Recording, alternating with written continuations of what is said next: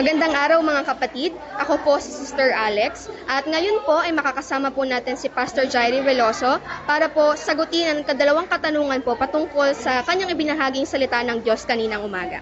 Pastor Jairi, ayan po, magandang umaga po sa inyo.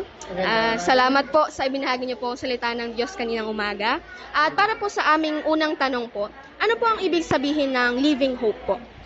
Living hope, ito yung pag-asa na ibinigay sa atin ni Kristo nung namatay siya sa krus ng Kalbaryo. Itong living hope na to, ito yung masasabi natin, hindi siya wishful thinking. Pag sinabi natin wishful thinking, diba tayo mga tao, ang gusto natin, lagi natin sasabing sana. Kasi pag sinabi natin sana, hindi tayo sigurado. Pero itong living hope na to, talaga ito yung buhay na pag-asa na si Jesu Kristo, na buhay nga muli, at talagang mangyayari lahat ng kanyang sinabi at lahat ng kanyang pangako na talagang mangyayari. In fact, sabi niya nga sa atin, diba, na on the third day, mabubuhay siya nga muli.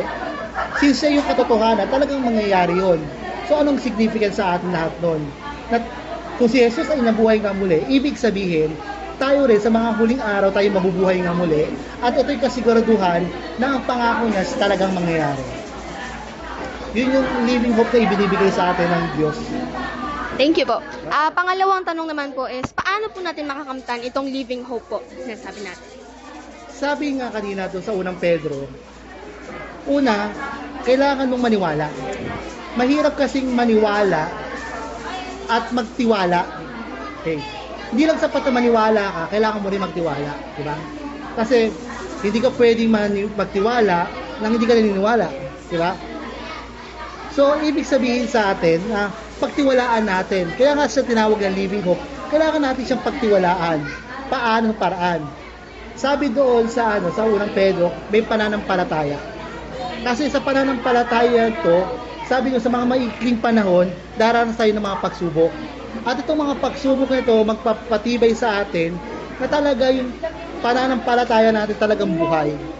So ano ang kailangan para magkaroon tayo ng panindigan natin itong buhay na pananampalatayang ito na meron, itong living hope na meron tayo?